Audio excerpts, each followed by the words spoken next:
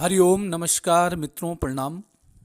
जय श्री राम, जय बद्री केदार। मित्रों, एक बार पुनः आपका स्वागत कर रहा हूं अपने इस ज्योतिष कार्यक्रम में, जहां पर कि मैं आपको ज्योतिष से संबंधित, आध्यात्म से संबंधित छोटी छोटी और महत्वपूर्ण जानकारियां उपलब्ध कराता हूं। इसी कड़ी में आज मैं बड़े अहम विषय पे आज चर्चा करूंगा। वो विषय है जातक को जो कोर्ट कचहरी संबंधित या वाद विवाद संबंधित परेशानियां जो उत्पन्न होती हैं, उनमें कौन से ग्रहों की मुख्य भूमिका होती है या कौन से ग्रह व्यक्ति को कोर्ट कचहरी वाद विवाद इस प्रकार की समस्याओं में फंसाने का काम करते हैं। अर्थात किसी भी विवाहित समस्या को जन्म देने का काम कौन से ग्रह करते हैं, कौन से ग्रह इसके कारक होते हैं और व्यक्ति को क्या क्या सावधानियां बरतनी चाहिए, उन ग्रहों का कैसे उपाय करना चाहिए। इन सब विषयों के बारे में आज मैं सूक्ष्म सी आपको जानकारियां दूंगा। मित्रों, वीडियो को पूर्ण रूप से सुने, चैनल को सब्सक्राइब भी करें और साथ साथ में लाइक और कमेंट भी अवश्य करें। यदि वीडियो आपको ठीक लगती है तो इसको शेयर भी करना है, अर्थात अन्य लोगों तक भी भेजना है। अधिक से अधिक लोग इससे लाभान्वित हो जाएं। तो मित्रों, आओ चर्चा करते हैं जन्म कुंडली के ऐसे ग्रहों के बारे में जो व्यक्ति को कोर्ट इत्यादि जो संबंधित जो ये विभावित कार्य होते हैं उनमें फंसाने का काम करते हैं। उन ग्रहों के विषय में चर्चा करते हैं। सबसे पहले मित्रों, प्रथम भाव जो लग्न होता है, पहला भाव जो होता है वो आत्मकारक भाव होता है, तनु भाव होता है। अपने बारे में इस भाव से व्यक्ति को जानकारियां हासिल करनी चाहिए। यदि आपका लग्नेश निर्बल हो, बलहीन है, उसमें बल नहीं है, निर्बल कैसे? एक तो अस्त हो या कोई पाप ग्रह इसको देख रहा हो या नीच राशि का हो या आपका जो लग्नेश है, लग्न भाव का जो स्वामी है, वो आपकी जन्म कुंडली के 6वें भाव में बैठा हुआ है या 8वें भाव में बैठा हुआ है या 12वें भाव में बैठ रखा है या पीड़ित है, शत्रु ग्रहों की दृष्टि उस पर पड़ रही है, तो ऐसा व्यक्ति हमेशा कोर्ट कचहरी के मामले में जब पड़ता है तो फंस जाता है। ऐसे व्यक्ति पर, ऐसे जातक पर किसी को पीड़ित करने का, यहां तक कि किसी की हत्या करने का, अपहरण करने का, किसी का बलात्कार करने का या किसी के साथ मारपीट करने का, किसी के साथ झगड़ा करने का, इस प्रकार से अन्य भी बहुत सारे ऐसे विभावित या इस प्रकार से झगड़ेलू, हिंसा इत्यादि केसों के संबंध होने की संभावनाएं बढ़ जाती हैं। तो मित्रों, जिस भी व्यक्ति का लग्नेश पीड़ित है, कमजोर है, ऐसे व्यक्ति को ये सावधानियां बरतनी चाहिए कि कभी भी वो इस प्रकार के झगड़ों में सम्मिलित न हो। अपना आचरण बिल्कुल स्वच्छ रखने की आवश्यकता ऐसे व्यक्ति को है।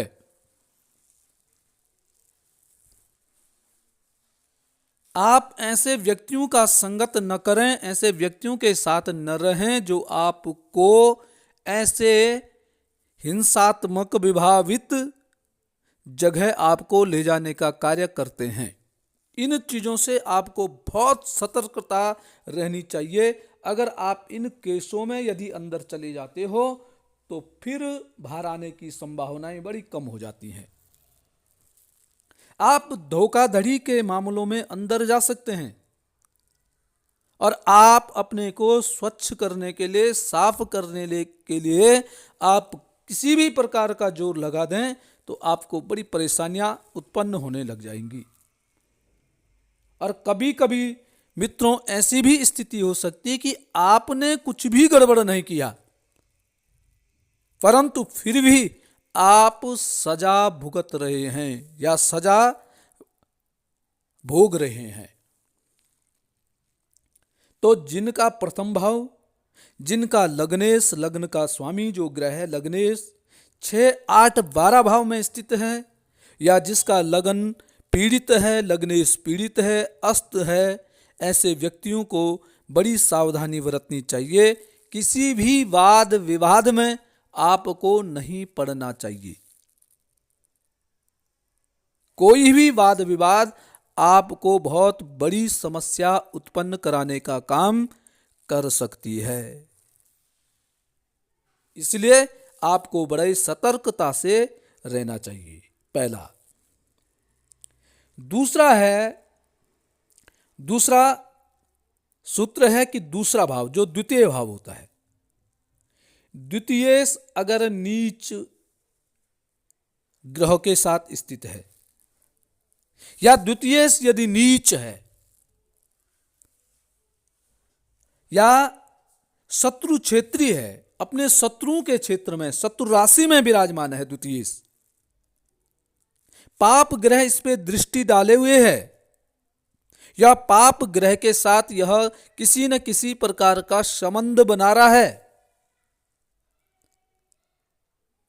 तो ऐसे व्यक्ति को एक तो भ्रष्टाचार या किसी का गबन या जो घोटाले होते हैं घोटाले हो गए या चोरी जारी इस प्रकार का इधर उधर करने के आरोपों में ऐसे व्यक्ति की संबंध बहुत अधिक बढ़ जाते हैं। और इन मामलों में आपको कोर्ट केस कचहरी के चक्कर लगाने पड़ सकते हैं। पहला आपने देखा लग्नेश कमजोर, दूसरा आपने द्वितीय यदि कमजोर है, द्वितीय भाव का स्वामी यदि कमजोर है, तब भी व्यक्ति इस प्रकार के कोर्ट कचहरी के मामले में चला जाता है, संभावनाएं अधिक हो जाती हैं। चोरी जारी के चक्कर में इन आरोपों में आदमी फंस जाता है, व्यक्ति फंस जाता है, फिर इस प्रकार के केसों में उलझा हुआ जीवन बन जाता है। अब बात करेंगे मित्रों तृतीय भाव की। तृतीय भाव का स्वामी तृतीय यदि जन्म कुंडली के 6वें भाव में, 8वें भाव में, 12वें भाव में स्थित है, ठीक है, ये बड़ा महत्वपूर्ण है। ये तृतीय यदि 6, 8, 12 भाव में स्थित है और अशुभ है, तो ऐसे व्यक्ति का क्या होता है कि अपने भाई बहनों के साथ संघर्ष होता है। अपने भाई बहनों के साथ ऐसे व्यक्ति के झगड़े होते हैं, घरेलू हिंसा जिसको कहते हैं, ऐसी स्थिति उत्पन्न हो जाती है। और ये जो हिंसा है इतनी पहुंच जाती है कि आदमी पर हाथापाई, फौजदारी आदि मुकदमे भी लग सकते हैं। तो मित्रों इसमें भी बहुत सावधानी बरतने की आवश्यकता है। तृतीय भाव का स्वामी 6, 8, 12 भाव में।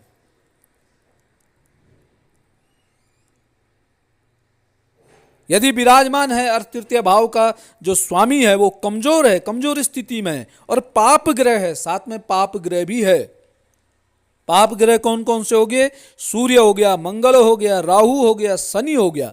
इन चारों में से कोई भी आपका तृतीय है और 6, 8, 12 भाव में बैठा हुआ है तो बिल्कुल भी आपको सावधानी बरतनी चाहिए। किसी प्रकार का भी द्वंद्व, किसी प्रकार की लड़ाई झगड़ा यदि भाई बहनों में होती है उससे आप दूर हो जाइए,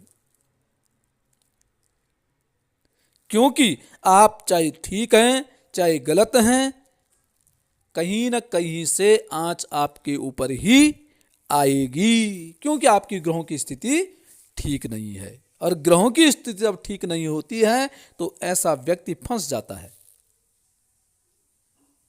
तो इसमें भी आपको सतर्क रहने की आवश्यकता है। किसी भी वाद विवाद में नहीं पड़ना है। घरेलू हिंसा, घर के झगड़ों में, भाई बहनों के झगड़ों में, इनसे आपको दूरी बना के रखना है, दूर रहना है इन चीजों से। अब आता मित्रों चतुर्थ भाव। चतुर्थ भाव, चतुर्थेश, चतुर्थ भाव का जो स्वामी है वह नीच का हो। ठीक है, चतुर्थ भाव का स्वामी नीच का है या शत्रु क्षेत्री है, अपनी शत्रु की राशि में बैठा हुआ है और साथ में उसके पाप ग्रह भी साथ में बैठे हुए हैं। चतुर्थ भाव का स्वामी नीच ग्रह हो, शत्रु के क्षेत्र में बैठा हो और पाप ग्रह से युक्त हो, साथ में उसका पाप ग्रह भी बैठा हुआ हो और साथ में क्या हो? 6, 8, 12वें स्थान में हो, 6वें भाव में हो या 8वें भाव में हो या 12वें भाव में बैठा हो। चतुर्थ भाव का स्वामी नीच होकर के शत्रु क्षेत्र में बैठ करके पाप ग्रह में भी साथ हो, 6वें भाव में हो, 8वें भाव में हो या 12वें भाव में हो, ऐसे व्यक्ति पर मकान हो गया, जमीन हो गया, जायदाद हो गया, इन सब से संबंधित मुकदमे, इन सब से संबंधित मामलों में ऐसा व्यक्ति कोर्ट कचहरी के चक्कर लगाने पड़ सकते हैं। या चतुर्थ भाव का स्वामी 6, 8, 12 भाव में बैठा हुआ है और ये व्यक्ति किसी भी प्रकार के केस में फंसता है या वाहन दुर्घटना, इसके वाहन से किसी वाहन वाले को यदि चोट लगती है तो ये मामला भी सीधे कोर्ट कचहरी का बन जाता है या कोर्ट कचहरी से संबंधित समस्याएं आपकी बन जाएंगी। तो मित्रों, जिनके इस प्रकार के ग्रह होते हैं उनको सावधानियां बरतने की आवश्यकता होती है। 6, 8, 12 ये भाव जो हैं, इनमें यदि आपके शुभ भाव के ग्रह वहां बैठे हुए हैं, शुभ भाव कौन? जैसे लग्न का, द्वितीय भाव का, तृतीय भाव का, चतुर्थ भाव का, पंचम भाव का, भाग्य भाव का, दशम भाव का और एकादश भाव का, इन भावों के स्वामी यदि नीच ग्रह से युक्त होकर के, पाप ग्रहों से युक्त होकर के, अपने शत्रु राशि से मिलकर के यदि 6, 8, 12 भाव में जिस भी व्यक्ति के विराजमान हैं तो ऐसे व्यक्ति को हमेशा कोर्ट कचहरी के जो भी मामले होते हैं, उनसे संबंधित जो भी समस्याएं होती हैं, उनसे सदैव दूर रहना चाहिए।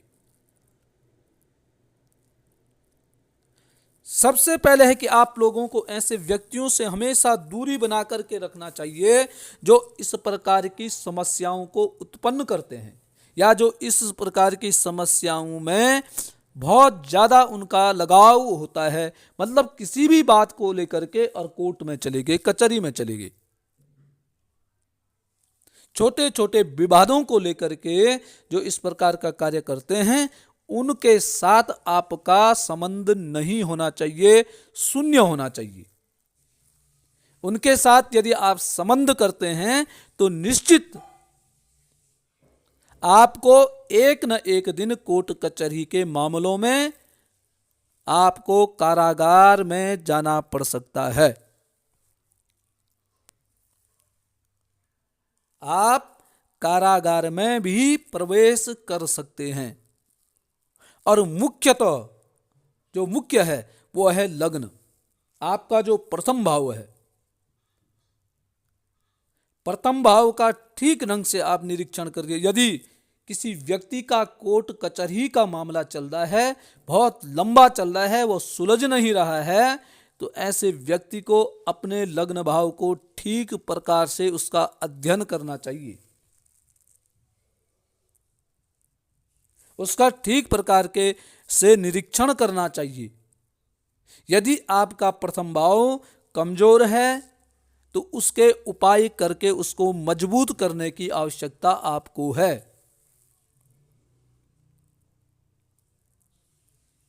लग्नेश से लेकर के आपको आप दान के माध्यम से या उस ग्रह के जप के माध्यम से या उस ग्रह का रत्न धारण करने के माध्यम से आप अपने लग्नेश को यदि मजबूत करते हैं तो निश्चित ही आपको इन कोर्ट कचहरी के मामले में निजात मिल सकती है।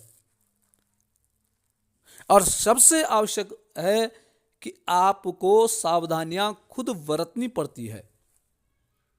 ग्रह को ठीक करने का सबसे बड़ा और सबसे सरल उपाय यही है कि आप अपने आचरण को परिवर्तन कीजिए, आप अपने व्यवहार को बदलिए, आप अपनी संगत को बदलिए। आप कदापि ऐसे व्यक्तियों के साथ न रहें जो इस प्रकार की घटनाओं को अंजाम देते हैं, इस प्रकार की घटनाओं को बढ़ावा देते हैं या इस प्रकार की जो सोच रखते हैं। ऐसे व्यक्तियों से सदैव आपको दूरी बना करके रखना है। सबसे बड़ी सावधानी यही है।